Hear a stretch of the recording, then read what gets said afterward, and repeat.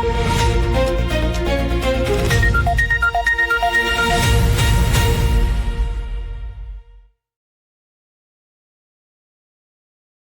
தமிழோடு இணைந்திருக்கிறீர்கள். ILC தமிழ் உயிரோடு தமிழில் அன்பர்களே, உலக நார்வல் நிகழ்ச்சியில் இணைந்திருக்கிறீர்கள். உலக நார்வல் நிகழ்ச்சியில் பிரித்தானியாவிலிருந்து பொறியியல் ஆய்வாளர் அருள் அவர்கள் இணைகின்றார். வணக்கம் அரசு அவர்களே. வணக்கம் தனாஞானே. அனைத்துலக உயிரோடு தமிழ் உறவுகளுக்கு அன்புள்ள வணக்கம். இன்னொரு உலக நார்வல் நிகழ்ச்சியில் இணைந்திருக்கிறோம். தொடர்ந்து ஈரான், இஸ்ரேல், அமெரிக்காவுக்கு இடையிலான பேச்சுவார்த்தை போர் நிலைமைகளை நாங்கள் பார்ப்போம். மீண்டும் போர் ஆரம்பித்திருக்கிறது போல் தெரிகின்றது. ஒரு ஆரம்ப கட்டமாக இருக்கலாம் என்று கூறலாம். என்றால் நேற்று ஈரான் யுனைடெட் அரப் எமிரேட்ஸ் மீது தாக்குதல் நடத்தியிருந்தது. ஆனால் உங்களுக்கு தெரியும், போர் ஆரம்பிக்கும் பொழுது ஆயுதத்தை கீழே வைத்து சரணடையுங்கள் என்று டொனால்ட் ட்ரம்ப் அவர்கள் கூறியிருந்தார். அதன் பின்னர் அணு ஆயுதம் தொடர்பாக பேசினார்கள். இருந்தால் போல் ஹோர்முஸ் நீரிணை ஒரு பிரச்சனையை கொண்டு வந்திருக்கின்றது.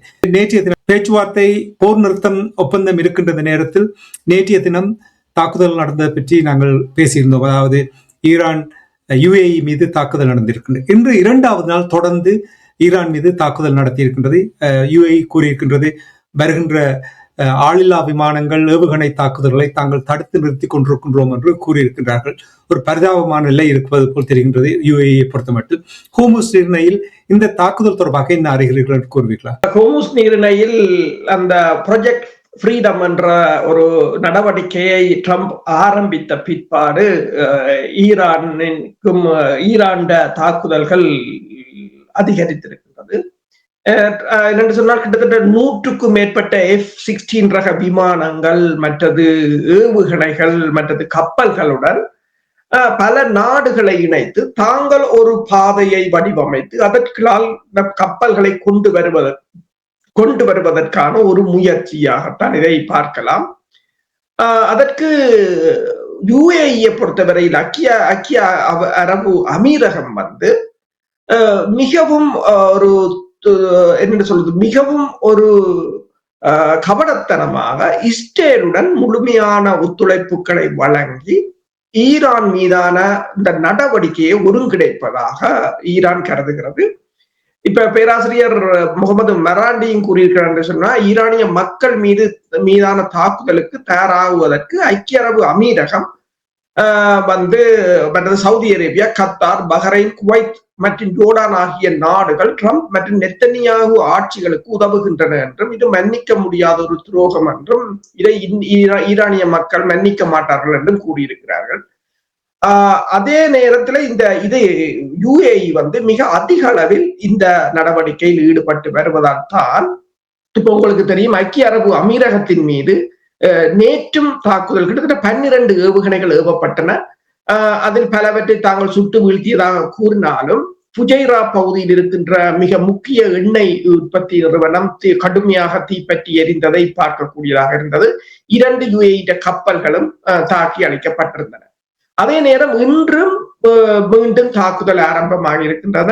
ஏனென்று சொன்னால், நேற்று அமெரிக்கா ஈரான் ஓமானில் இருந்து ஈரானுக்கு பொருட்களை ஏற்றி சென்ற 2 பொதுமக்கள் கப்பல்கள் மீது அமெரிக்க ராணுவம் துப்பாக்கிச் சூடு நடத்தியதில் 5 பேர் கொல்லப்பட்டதாக ஈரானிய ராணுவ வட்டாரங்களை மேற்கோள் காட்டி தஸ்னிம் என்ற செய்தி ஊடகம் செய்தி வெளியிட்டிருக்கின்றது. ஈரானிய ராணுவ படகுகளுக்கு எதிரான ஒரு வெற்றிகரமான தாக்குதல், அதாவது ட்ரம்ப் கூறியிருந்தார் ஈரான் விரைவு தாக்குதல் படகுகளை தாங்கள் 6 படகுகளை அளித்ததாக. சென்ட்ரல் மத்திய கட்டளை மையமும் அவ்வாறுதான் தெரிவித்திருந்தது. ஆனால் ஈரான் கூறுகிறது 2 பொதுமக்கள் சரக்கு படகுகளும் மற்றது 3 மீன்பிடி படகுகளும் தாக்கப்பட்டிருப்பதாக ஈரான் கூறியிருந்தது. அதற்கு பிறகுதான் ஈரான் தனது தாக்குதலை ஆரம்பித்திருந்தது. அதே நேரம் நேற்று இந்த ஹோர்முஸ் ஜலசந்தியை கடந்து சென்ற போது அப்பாச்சி ரக ஹெலிகாப்டர்கள் மற்றும் பிற விமானங்களின் ஆதரவுடன் 2 அமெரிக்க கடற்படை அழிப்பு கப்பலான USS ட்ரக்ஸ்டன் மற்றும் USS மேசன் ஆகிய 2 கப்பல்கள் ஒரு ஈரான் ஹோர்முஸ் நீரிணை பகுதிக்குள் ஊடுருவ முற்பட்டதாகவும், ஆனால் அதற்கு பிறகு ஈரான் அதன் மீதான தாக்குதல்களை நடத்தியதாகவும் அதற்கு பிறகு அது பின்வாங்கியதாகவும் கூறப்படுகின்றது.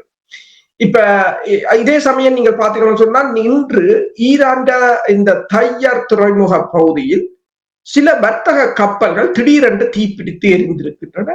அதற்கான காரணம் இன்னும் தெரியவில்லை.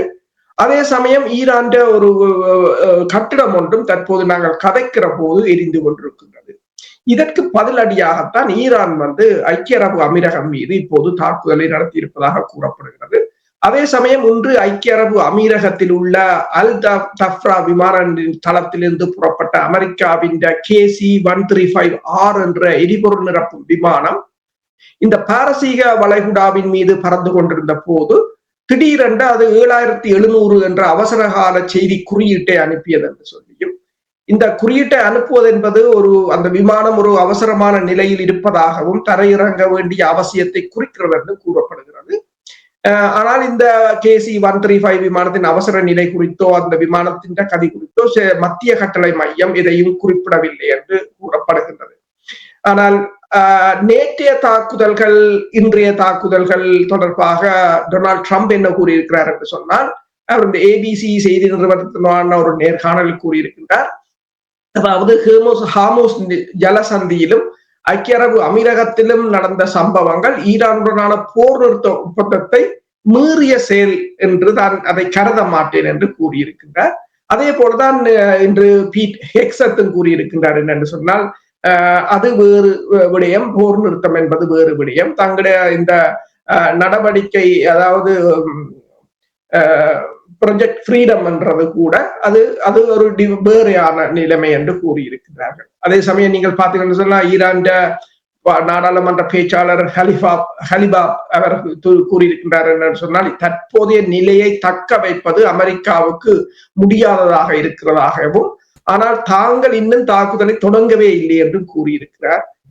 ஹார்முஸ் நீரிணையில் ஒரு புதிய சூத்திரம் நிறுவப்பட்டு வருகிறது என்று சொல்லியும், அவரை பொறுத்தவரையில் போர் நிறுத்தம் மீறப்பட்டதாலும் முற்றுகை விதிக்கப்பட்டதாலும் அமெரிக்கா மற்றும் அதன் கூட்டணிகளால் கட்டுப்படுத்தப்படும் கப்பல் போக்குவரத்து மற்றும் எரிசக்தி போக்குவரத்துகளின் பாதுகாப்பு ஆபத்தில் இருப்பதாகவும் அவர் கூறியிருக்கின்றார். அதே சமயம் ஈரான் நாடாளுமன்ற உறுப்பினர் சாஜி டெலஹனி கூறியிருக்கிறார் என்று சொன்னால், தாங்கள் இன்னும் இந்த ரஸ்டா ஹெஸ் என்ற ஏவுகணையை இன்னும் தாங்கள் பயன்படுத்தவில்லை என்றும், அது ஒரே நேரத்தில் 16 சஜில் ஏவுகணையை ஏவுவது போன்றதொன்று என்று சொல்லியும், அது ஒரு தந்திரோபாய அணுக்குண்டுக்கு இணையான அழிக்கும் சக்தியை கொண்டது என்று கூறியிருக்கிறார். CNN கூறியிருக்கின்றது என்னென்று சொன்னால், ஒரு புதிய தாக்குதல் என்ற ஈரான் மீது அந்த தாக்குதலுக்கு இஸ்ரேலும் அமெரிக்காவும் அது குறித்து விவாதித்து வருவதாக CNN கூறியிருக்கின்றது. என்னும் போது அந்த ஹார்முஸ் நீரிணை பகுதி வந்து தற்போது மீண்டும் ஒரு போரை கொண்டு வருவதற்கான ஒரு நிலைக்கு சென்று கொண்டிருப்பது போலதான் தெரிகிறது. நான் நீங்கள் கூறிக்கொண்டிருக்கும் பொழுது சிரித்தேன் என்றால், எப்பொழுதும் பார்த்து கொண்டிருப்பார்கள், எங்கே ஒரு காரணத்தை கூறி போரை ஆரம்பிக்கலாம் என்று பார்த்து கொண்டிருப்பார்கள். இங்கே நல்ல காரணம் இருந்தாலும் அதை தட்டி கழித்து விடுவதற்கும் இதை நீங்கள் கூறுவது போல ஒரு நோக்கம் இருக்கின்றது போல் தெரிகின்றது. இந்த நிலையில் அரசர்கள், இப்ப ஹோர்முஸ் நீரிணையில் ஒரு பதட்ட நிலை ஏற்பட்டிருக்கின்றது. இந்த 2 நாள் தாக்குதலில் ஈரான் இது தொடர்பாக எந்த ஒரு கருத்தும் கூறாத நிலையில் டொனால்ட் ட்ரம்ப் அவர்கள் கூறுகிறார் என்னவென்று சொன்னால், ஈரான் ஒரு புத்திசாலிகளாக செயல்படுவார்களாக இருந்தால் ஒரு ஒப்பந்தத்தை அவர்கள் ஏற்றுக்கொண்டு செயல்பட வேண்டும் என்று அவர் வலியுறுத்தி இருக்கின்றார். அவர் ஒரு டெஸ்பரேஷன், அதாவது எப்படியாவது அவர்களை முடக்க வேண்டும், அவர்களிடம் இந்த போரை முடிவுக்கு கொண்டு வர வேண்டும் என்ற அந்த விரக்தியை வெளிப்படுத்துகிறார். என்னன்னு சொன்னால், இந்த அமெரிக்க அதிபரால் புதுசாக கொண்டு வரப்படுகின்ற திட்டங்கள் வந்து தாங்கள் தப்பி பிழைப்பதற்கான ஒரு திட்டம். அதாவது இந்த அமெரிக்கா இப்போ கொண்டு வந்திருக்கின்ற இந்த அதாவது கப்பல்களை கொண்டு வருகிற ஃப்ரீடம் திட்டம் வந்து அதே தோல்வி என்று கூறியிருக்கிறார்கள்.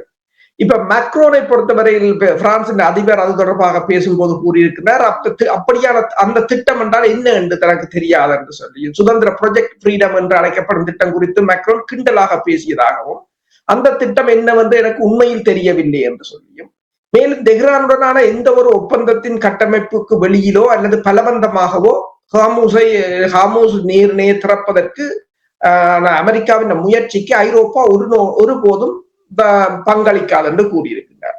அதே போலதான் தென் ஆப்பிரிக்காவில் நேற்று கப்பல் அடிக்கப்பட்ட பிறகு ட்ரம்ப் கூறின போதும் அவர்கள் கூறியிருக்கிறார்கள், கப்பல் யார் அடித்தது என்று தங்களுக்கு தெரியாது, ஈரான் அடித்ததோடு இன்னும் தெரியாது தங்களுக்கு, தாங்கள் படை நடவடிக்கையில் தாங்கள் ஈடுபட போவதில்லை என்று கூறியிருக்கிறார்.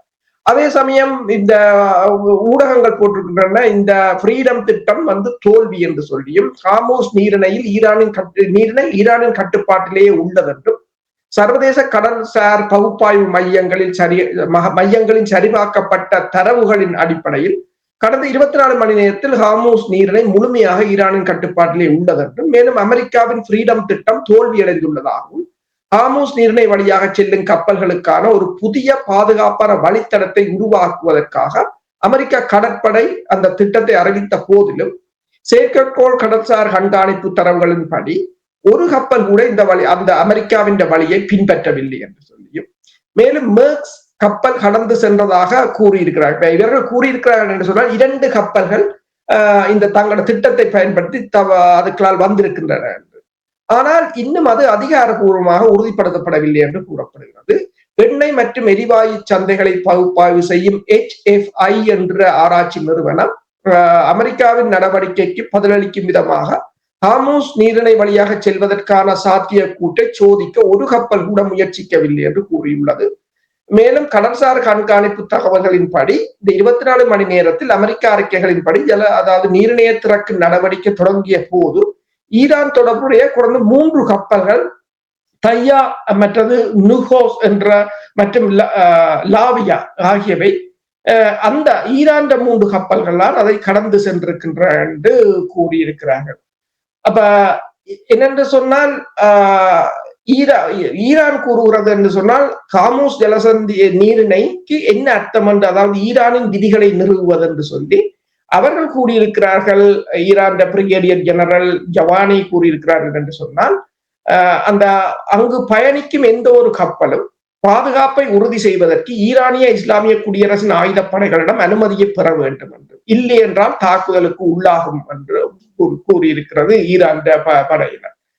ஆனால் இப்ப என்னென்று சொன்னால் நீங்கள் கேட்டது போல ட்ரம்பை பொறுத்தவரையில் ஈரானுக்கு இது ஒரு நல்ல வாய்ப்பு கூறுகிறார். அவர் தானாகவே ஒரு திட்டத்தை அறிவித்து விட்டு அதை போர் நிறுத்தத்தை பயன்படுத்தி தங்கள் கப்பல்களை கொண்டு சென்று ஈரான் தாக்காது, தாங்கள் அதை ஒரு மெல்ல மெல்ல அதற்குள் ஊடுருவி அதை விடுவிப்பது போன்ற ஒரு முயற்சியாகத்தான் அவர் இதை யோசித்திருக்கிறார் போல தெரிகிறது. ஆனால் இப்ப ஹார்மோஸ் இந்த பிரித்தானியாவில் இருந்து வருகின்ற கார்டியன் பத்திரிகை கூட தெரிவித்திருக்கின்றது, அதாவது ஹார்மோஸ் நீரிணையை திறப்பது குறித்த ட்ரம்பின் அறிக்கைகள் நிராகரிக்கப்பட்டுள்ளன என்று இந்த கார்டியன் செய்தி தெரிவித்திருக்கின்றது. ஈரானின் அனுமதியின்றி தங்களால் செல்ல முடியாது என்று கப்பல் நிறுவனங்கள் கூறுகின்றன. ஹார்மோஸ் நீரிணை இன்னும் ஈரானின் கட்டுப்பாட்டில் உள்ளது என்றும், அதன் அனுமதியின்றி மேற்கொள்ளப்படும் எந்த ஒரு நடவடிக்கையும் தாக்குதலுக்கு உள்ளாகக்கூடும் என்றும் அந்த நிறுவனங்கள் குறிப்பிட்டிருக்கின்றன. பிரிட்டிஷ் வெளியீட்டின்படி அதாவது நீரிணை வழியாக கப்பல்கள் செல்வதற்கான சுதந்திர திட்டத்தின் ஒரு பகுதியாக ஒரு பாதுகாப்பான கடல்வழி பாதை உருவாக்குவது குறித்து அமெரிக்கா ஜனாதிபதியின் அறிக்கை இருந்த போதிலும் கப்பல் உரிமையாளர்களும் இயக்குநர்களும் இந்த கூற்றின் மீது சந்தேகம் கொண்டுள்ளதாக அது தெரிவித்திருக்கிறது. சரி, இப்ப ப்ராஜெக்ட் ஃப்ரீடம் தோத்து விட்டது என்று சொன்னீர்கள், ஸ்ட்ரெய்ட் ஆஃப் ட்ரம்ப் தோத்து விட்டது, சரணடையுங்கள் என்றது தோத்து விட்டது, ஹூதீஸ் மற்றும் ஹமாஸ் சரணடையுங்கள் அல்லது அழிப்பது என்றது அதுவும் தோத்துவிட்டது, ஆட்சி மாற்றம் என்றார்கள் அதுவும் தோற்றுவிட்டது, ஏவுகணை தூரத்தை மட்டுப்படுத்துவது அதுவும் தோத்துவிட்டது, அணு ஆயுதம் தயாரிப்பது தொடர்பாக அதுவும் இப்பொழுது தோல்வியில் நிற்கின்றது. அப்படி என்றால் போருக்கு என்ன நடக்கிறது? உண்மைதான். என்று சொன்னால் இந்த போரை பொறுத்தவரையில் ஈரான் தயாராகவே இருக்கின்றது. அமெரிக்கா என்று பல கப்பல்களை கொண்டு சென்றாலும் ஆனால் போரை அவர்கள் நடத்துவதற்கான ஏது நிலையில் இல்லை என்பதை மீண்டும் மீண்டும் அவர்கள் கூறுகிறார்கள். தாங்கள் போருக்கு அதாவது போர் நிறுத்தம் மீறப்படவில்லை என்று கூறுகிறார்கள். ஈரானை பொறுத்தவரையில் ஈரான் அந்த போருக்கு தயாராக இருப்பதாகத்தான் ஈரான் திருப்பி மீண்டும் மீண்டும் கூறிக்கொண்டிருக்கின்றது. இப்ப நீங்கள் பார்த்தீங்கன்னு சொன்னால் ஈரான் வெளிவார அமைச்சர் சீனாவுக்கு இன்று செல்கின்றார், சீனாவுடனான ஒரு இரகசிய சந்திப்புக்காக. அதே சமயம் ஈரான் அரசு தலைவர் பெசஸ்கியானுடன் மேக்ரோன் இந்த தொலைபேசியில் உரையாடி இருக்கின்றார். ஸ்பெயினும் கூறியிருக்கின்றது தாங்கள் இந்த போரில் ஒருபோதும் ஈடுபட போவதில்லை என்று ஸ்பெயினும் கூறியிருக்கின்றது. மீண்டும் தனது நிலையை ஸ்பெயின் உறுதிப்படுத்தி இருப்பதாக கூறப்படுகின்றது. எனவே இப்ப இந்த போரை பொறுத்தவரையில் ஒரு மட்டுப்படுத்தப்பட்ட நடவடிக்கையை இவர்கள் மேற்கொள்ளலாம் என்றும் கூறுகிறார்களே தவிர, ஆனால் அதற்கான சரியான தரவுகள் இல்லை. அதே சமயம் நீங்க பாத்தீங்கன்னு சொன்னால் இந்த ஜார்ஜ் புஷ் கப்பல் வந்து கிட்டத்தட்ட 60 விமானங்கள் மற்றும் 6000 படையினரை கொண்ட அந்த விமானம் தாங்கி கப்பல் இப்போது அந்த வளைகுடா பகுதியை வந்து அடைந்திருப்பதாக கூறப்படுகிறது. ஆனால் அந்த கப்பல் வந்து அமெரிக்காவின் இந்த முற்றுகை நடவடிக்கைக்கு ஒரு உறுதுணையாக இருக்கும் என்று கூறுகிறார்கள். ஈரான் எண்ணெய் களஞ்சியங்கள் நிரம்பிவிட்டன, ஈரானால் எண்ணெயை விற்பனை செய்ய முடியாது, வெடித்து சிதறப்போகிறது என்றெல்லாம் ட்ரம்ப் கூறிக்கொண்டிருக்கிறார். ஈரான் அபாஸ் அரக்சி கூறியிருக்கின்றார், அவ்வாறு ஒன்றுமில்லை, தங்கள் நாட்டுக்கு தேவையான எண்ணெயே ஒரு நாளைக்கு 2 மில்லியன் பரல்கள் தேவை என்று சொல்லி, அதே எங்களுக்கு தேவை என்று சொல்லியும், அப்ப மற்றது தாங்கள் தொடர்ச்சியாக கப்பல்கள் மூலம் விற்பனை செய்து கொண்டிருப்பதாக கூறியிருக்கிறார்கள். அதே நேரம் ஈரான் கடல் வளத்தை முடக்கியதாக அவர்கள் கூறினாலும் அவ்வாறு நடப்பதாக இல்லை. சில கப்பல்கள் போகின்றன. பாகிஸ்தான் வழியாக ஒரு பிளாக் மார்க்கெட் ஒன்று புதுசா ஓபன் பண்ணி கிடக்கு சொல்கிறார்கள். என்றால் பெருமளவானவர்கள் தனிநபர்களாகவே கொண்டு சென்று எண்ணெயை விற்பனை செய்வது, அது ஒரு மிகப்பெரிய ஒரு பிசினஸ் ஆக மாறி இருக்கின்றது எல்லா தரை வழியாக. அப்ப என்று சொன்னால் எல்லாவற்றுக்கும் ஒரு மாற்று பாதை இருக்கும் என்று சொல்வார்கள். அதைத்தான் ஈரான் பயன்படுத்தி வருகிறது. இப்ப பொருளாதார நிலைமையை நீங்கள் எடுத்திருக்கின்றால், அரபு நாடுகளை பொறுத்தமட்டில் சவுதி அரேபியாவுக்கு எந்த ஒரு பாதிப்பும் இல்லை என்று கூறுகிறார்கள். அதாவது சவுதி அரேபியா நிறைய காசு உழைப்பதாக, என்றால் வேறு வழியில் அவர்கள் எண்ணெய் அனுப்புகிறார்கள் என்று கூறுகிறார்கள். அதில் எவ்வளவு உண்மை இருக்கின்றது எனக்கு தெரியவில்லை. ஆனால் வேறு நாடுகள், UAE போன்ற நாடுகள், பஹ்ரைன், ஓமான் போன்ற நாடுகள் எந்த ஒரு தயாரிப்பும் இல்லாத நிலைமை இருக்கின்றது, விற்க முடியாத நிலைமை இருக்கின்றது. பொருளாதாரத்தினுடைய நிலைமை எவ்வாறு இருக்கின்றது என்று நீங்கள் கூறுவீர்களா? பொருளாதாரம் மிக மிக மோசமாக வந்து கொண்டிருக்கிறது. இன்றும் எரிபொருள் விலை $100 மேலதான் ஒரு பேரல் இருக்கின்றது. 114 என்று கூறுகிறார்கள். நேற்று 119 இருந்தது.